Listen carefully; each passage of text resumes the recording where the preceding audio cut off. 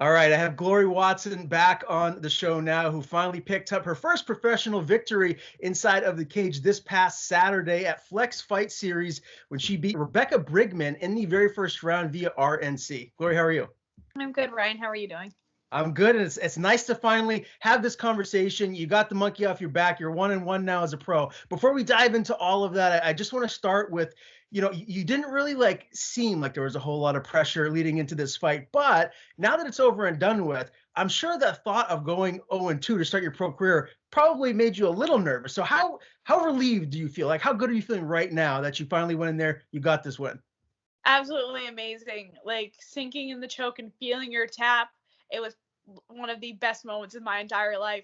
I don't think I've ever sworn in the cage before. And I yelled and was swearing. And I'm like, oh my God, who am I? I was just so overwhelmed with emotion. It was absolutely amazing. I think I think I was on a 3-loss streak. I think I really needed it. And again, like I know how much this sport means to you. And obviously when you're doing your amateur career, it doesn't matter quite as much because once you turn pro, the every victory, every loss counts that much more. So it must have really just been quite gratifying, all the hard work that you've put in to go in there and to really get this win over a tough fighter, someone that fought Elise Reed in Bellator. Yeah, no, definitely. Actually overheard her when she was warming up. She was like hyping herself up, being like, I've done this 27 times. Wow, that's a lot of times. So for anyone that didn't get to watch the pay-per-view and watch the fight, run us through the finish. She ultimately got the rear naked choke in right before the end of the first round. Yep. So beginning of the round, we were standing. I actually talked to coach afterwards. I'm like, I didn't really feel like I was winning the striking exchanges. I felt like she was throwing some really hard kicks that were landing. I didn't really feel very on with my striking. So it got to the point where I was like, I don't think I want to strike anymore. So I ended up transitioning into the cage, and she was not as strong as I thought she was going to be on the cage. I ended up just trapping the arm, and it makes for a really easy trip. I've actually hit that the arm trap quite a few times in my past fights, and I really like it. So we got to the ground. Ended up landing some ground and pound. She started to roll up, got to her knees, and I jumped on, took the back. She was able to turn after some more ground and pound. I took mount and then transitioned to her back again and sunk the choke in. Yeah, and then that great feeling of your first pro win. And you talked about maybe not having as much success on the feet and transitioning it to the ground for this fight. What do you think that attributes to? Is that just how good of a fighter she was on the feet, or you say maybe you were just feeling a little bit off with your striking in this fight? You do have to give her credit. She is a kickboxer. She has a lot more experience than I do when it comes to kickboxing. So she was very good on the feet, and I didn't feel quite like myself watching that fight compared to my last fight. Especially, I was plodding forward. I looked more like a Thai fighter than an MMA fighter. I was a lot more linear than I would like to be, and I was very flat on my heels. So it doesn't it was not the best spot for me to be in to stand there and strike. So I transitioned based more on how I was feeling, not necessarily on how I felt she was doing. Did you and Coach Young have a specific game plan leading into this one with Rebecca? When we originally took the fight, and it was supposed to be in what was it, August in New Hampshire, the original plan was to try to take her down and finish it on the ground. After watching my kickboxing match with Hillary, coach was like, I'm pretty confident that we can beat her anywhere, so I want you to go out and do whatever you want to do. So that's kind of the game plan. And like I said, I just felt like it was time to start wrestling, and that's what I did, and it ended up being for the better. Yeah, and so this obviously was in New York, the Flex Fights promotion. So a little bit different than what you're used to in your amateur career fighting for New England Fights here in Maine. What was that whole process like traveling again to fight? Because you're starting to become a little bit of a jet setter, flying to different states to have your fights now. Yes, so this was the first one we flew down. It's about an hour and a half flight, maybe a little, actually significantly less. It was really quick. And we flew in on Thursday night. So weigh-ins were the following morning. Weigh-ins were nice and early. We had to be there at 10 a.m. and that's the best. Early weigh-in, fighters like, yes. So we got there pretty late on Thursday, and normally I do like a pre-cut. I cut maybe a pound, 2 pounds on Thursday night, nice and gentle, easy, just kind of get my body going into Friday. And I didn't really have as much time to do that as I'm used to. So the following morning, my cut was probably one of the worst cuts I've ever had. I was in and out of sauna blanket to a steam room and just alternating those. It took a lot longer than it normally does, and it was a lot harder. So the travel part, we're still trying to work out the kinks and figure out what day is best to go down and how to get everything I need there and all that fun stuff. But the commission in New York is significantly different than it is in Maine or New Hampshire or Florida. They're a lot more strict. Their medicals were much more strict, and they have different bodies that take care of everything for the amateurs versus the professionals. So it threw a huge wrench into the night when we were using the amateur. We were using ISKA, who does the amateurs, and then maybe a half hour before the fight, we find out that we can't use them. We have to use I think it was the New York State Athletic Commission brought their people in. So I ended up having to cut my hand wraps off, go do more medicals and everything. So it threw everything, the routine of the night kind of off. So that was very different. Yeah, I got to ask too, like when you're having a difficult weight cut, those last couple of pounds, and you're struggling to get it off and make weight, which you ultimately did here. How much does that affect you? Like come fight night and everything, are you able to bounce right back and replenish your body and feel 100%, or does that take a little while for you to kind of get back to feeling like yourself? So for me, I think I was still able to walk around and do everything I needed. I was completely exhausted after the cut before rehydrating. But as soon as I get that first sip of water mixed with Pedialyte, I'm a whole new woman. It completely changes and I'm ready to go and just start my rehydration process. And we always joke around and say, now it's the hard part's over. Now it's time for the fun part. And that's just the look you kind of have towards it. Once you make weight, that's done. And now you get to get ready to do the fun stuff. Are there different flavors of Pedialyte? Like, is there a go-to for you? Yeah, I'm a grape girl. I love grape. Okay. Grape anything. People be like, I hate grape. It tastes like medicine. I'm like, like I'll do grape anything. I'm in. I'm an orange guy. I don't know what it is. Everything orange flavored, I just am drawn towards. My mom even said when she was pregnant with me, she craved everything orange. So there you go. Now let's talk a little bit, I guess, about the Flex promotion, because they really seem to like you, Glory. And maybe if you're not going to be fighting for NEF here at this upcoming show, maybe there's a chance we'll see you back at Flex. Tell me what it was like fighting for that promotion and just the energy in the crowd there for this pro fight. So Flex has been absolutely amazing. They have worked really hard to get me matchups to make sure that I get down there, and they do a lot of promotional work with me and things like that. They have been absolutely amazing. Can't say more positive things about them.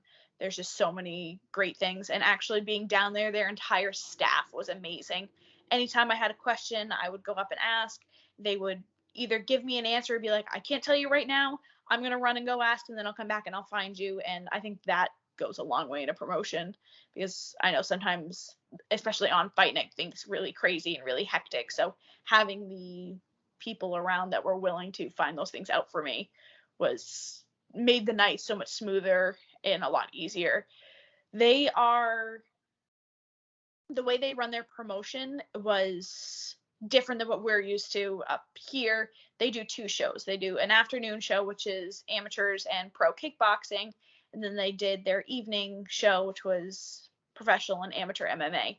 I actually really, really liked the setup. I thought it made for a smooth night, and it gave fans the ability to decide if they wanted to watch both shows or if they wanted to only watch a show because they have a fighter in one show and they don't care about the other 12 fights or however that works.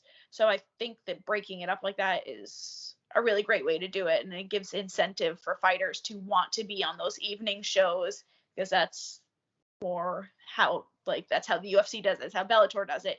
There are some exceptions, Abu Dhabi, to fighting at night, but that's kind of the goal, is to be able to be on those late night cards and be something special. So how is it, getting outside of Maine, not having like a huge fan base like you normally would, cage side screaming, go glory, get the win. So it gotta be a little bit different. How was that for you to go into that environment and maybe not necessarily be like in your own backyard? So I like once I step in the cage, I'm very in the zone. I don't really notice anything. But coach has actually made the comment a few times. He's like, I can't believe how much support you had down there. Like it was crazy. Like I didn't get any booing. I didn't get anything like that. I had people come up to me afterwards and say, congratulations, we were rooting for you. I had people come up to me before saying they were rooting for me. So I didn't really feel like I was in quote unquote enemy territory.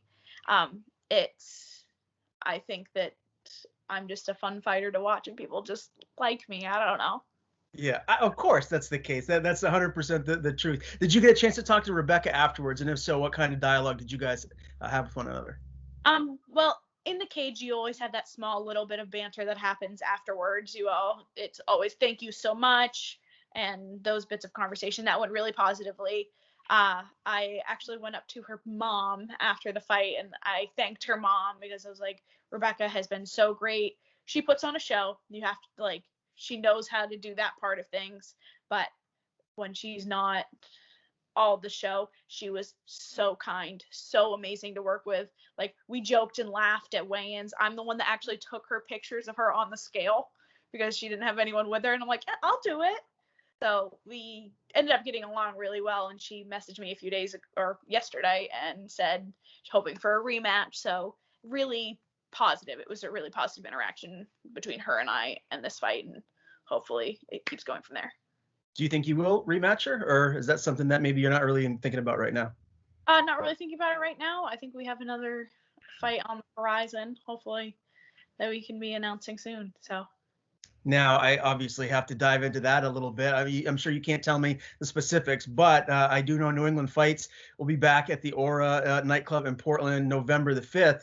Any chance we're going to see you on that card? you will not see me on that card, I don't believe. I'll definitely be there, but I'm actually going. I leave tomorrow for a family vacation that has been a couple months in the making that I'm really excited about. I'm really excited to spend some time with my family and especially my little nephew. Very cool. Where are you guys going? We're doing Disney. Dis- He went to Disney when he was like 6 months old, so that doesn't really even count. So this is his first real trip to Disney, and I'm beyond excited. Comes up to me on Sunday and he hugs me. He's like, "I liked your fight." I'm like, "Thank you." He's, "You won." I'm like, "I know." Just anything he says kills me. Very, very well deserved vacation. I'm sure you guys are going to have an absolute blast. I did want to ask you too, because that New England Fights card, BJ Garso is making her return to action. So I'm sure you've seen her pretty regularly in the gym with Chris. How's she looking? What can we expect from her come fight night? BJ is actually looking fantastic. So BJ, she works a normal job. She doesn't train the same way that I do because she actually her aspirations are not to go pro or to do something more with this. So she comes in when she can. And recently I've been very, very impressed with a lot of the aspects of her game. I don't think I really talked to her about it quite enough, but I've been ranting and raving about it, about how much progress she's been making in the past couple months. Like I'm very, very impressed, and I'm really excited to watch this fight. I know her opponent quite well. I was friends with her, and when she initially started, she actually started working with me. So it's kind of like it's gonna be a hard fight for me to watch because I want them both to do well.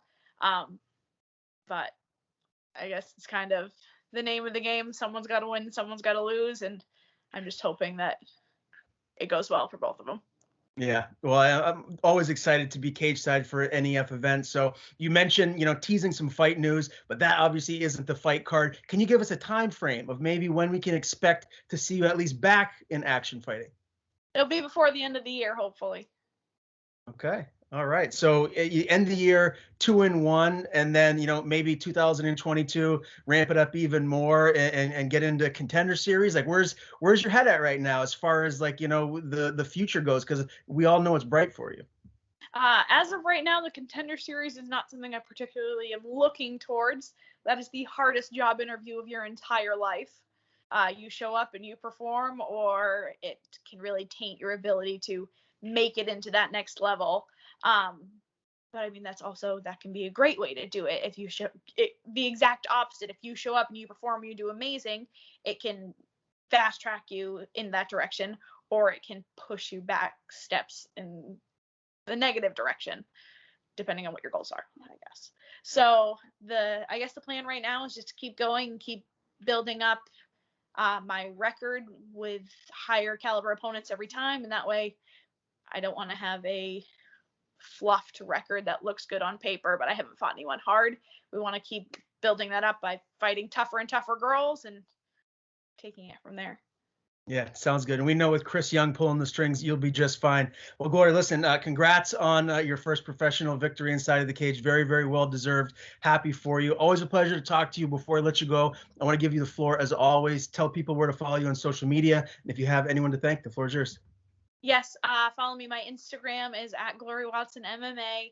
Facebook is Glory Watson MMA. We're very, very original around here. And then when it comes to sponsors, I have a huge list that is way too much for me to say. So I'm going to send it to you so you can post it for me. Sounds good. Always a pleasure. We'll do this again soon, Glory. Thank you so much, Ryan.